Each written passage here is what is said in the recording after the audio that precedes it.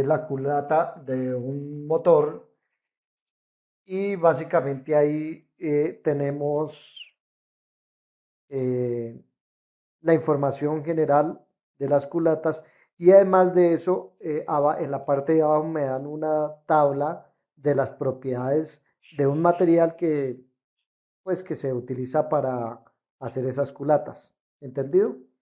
Entonces, básicamente lo primero que tenemos que hacer es detectar de todo eso que tenemos, qué es lo que nos interesa para hacer la tabla de propiedades. Entonces, básicamente de lo que nos interesa, entonces fíjese que tenemos unas propiedades térmicas, que es la conductividad térmica y eh, el coeficiente de expansión térmica. También tenemos una temperatura máxima de servicio, pero asimismo tenemos eh, una resistencia y una rigidez. Entonces vamos a mirar cómo vamos desarrollando eso. ¿Cuál es la función de esta culata? Entonces dice, básicamente por aquí dice, se encuentra ubicada en el bloque por medio del motor de tornillos, ¿sí? Se encarga de sellar con firmeza y flexibilidad ambos componentes para soportar altas temperaturas, ¿sí? Además de servir como componente alojador del cigüeñal, bielas, pistones, válvulas de admisión, escapa, árbol de levas y conductos de alimentación. En otras palabras, ¿sí? Eh, digamos que necesitamos que no haya fugas de compresión o líquido refrigerante, y además es una pieza para soportar mecanismos, ¿no? Ahora, esos mecanismos, ¿cómo vienen? ¿Qué están haciendo esos mecanismos? Generalmente esos mecanismos están produciendo unos esfuerzos cíclicos, ¿sí? Y entonces le está pasando, o sea, además digamos, del propio esfuerzo del peso de esos mecanismos que tiene alojados, ¿sí? Y además del estallido que está originándose dentro del pistón, ¿sí? Tenemos toda la vibración de esos otros mecanismos. Entonces básicamente esta pieza está en vibración, bien sea en vibración de los otros materiales o desde el punto de vista cíclico del estallido que hago cuando estoy en las revoluciones por minuto. Entonces sí es que soporte la fuerza, pero en este caso estamos hablando de propiedad dinámica, y entonces estamos hablando de esfuerzo de fatiga. No podemos hablar de yield strength por una sencilla razón, porque no es estático. ¿Mm? Y recuerden que cuando tenemos un esfuerzo de fatiga, ya les he explicado varias veces, el esfuerzo de fatiga o la falla por fatiga ocurre, ese esfuerzo de falla de fatiga es muy bajo en comparación con yield strength. Entonces, si yo pongo yield strength de 81 megapascales, ahorita miramos a ver de dónde saco ese 81 megapascales. Si yo coloco ese 81 megapascales de yield strength, digamos que el esfuerzo es muy bajo. ¿Qué estoy diciendo con esto? ¿Sí? Recuerden que yo varias veces he hecho esta gráfica, ¿sí? Cuando tengo, digamos, el esfuerzo de formación, uy, ¿qué pasó aquí? ¿Sí? Y aquí tenemos el esfuerzo, bueno, eso es esfuerzo,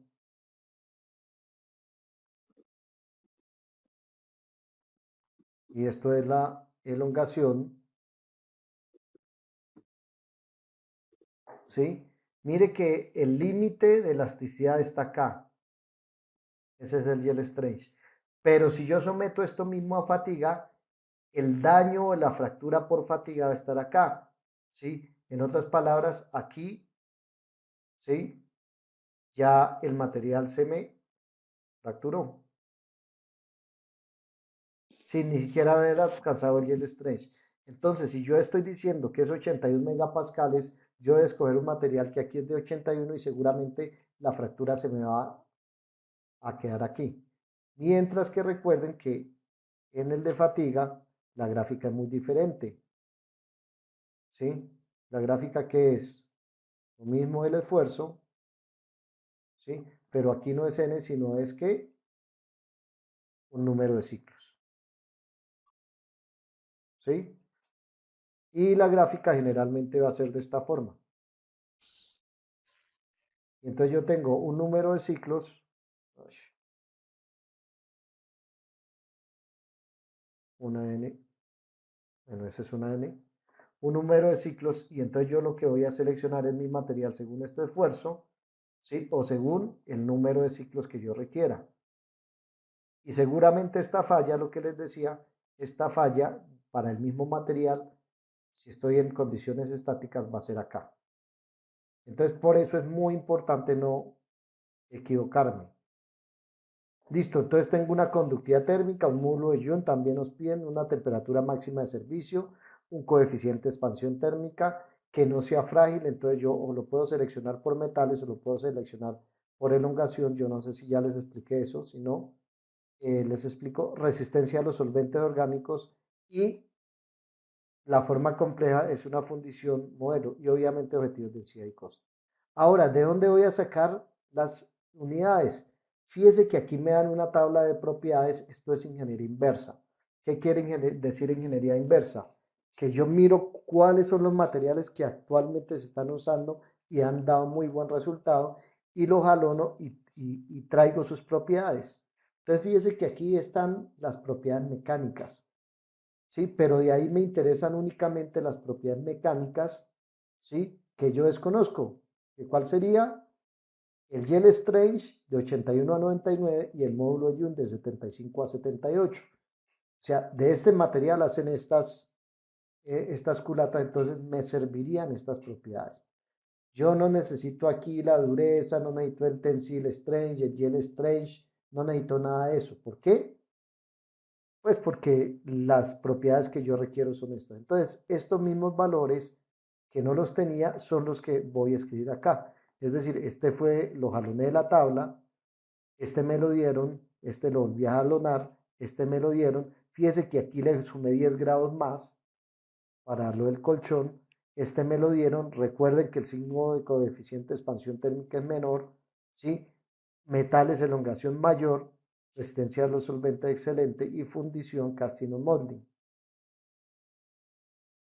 Yo ya les había explicado esto de que no sea frágil cuando voy a seleccionar metales o elongación. No, Perfecto. Cuando yo digo que no sea frágil, ¿qué puedo hacer? Yo puedo tener dos tipos de selección. ¿Cuáles son los dos tipos? Voy a trabajar aquí en Paint.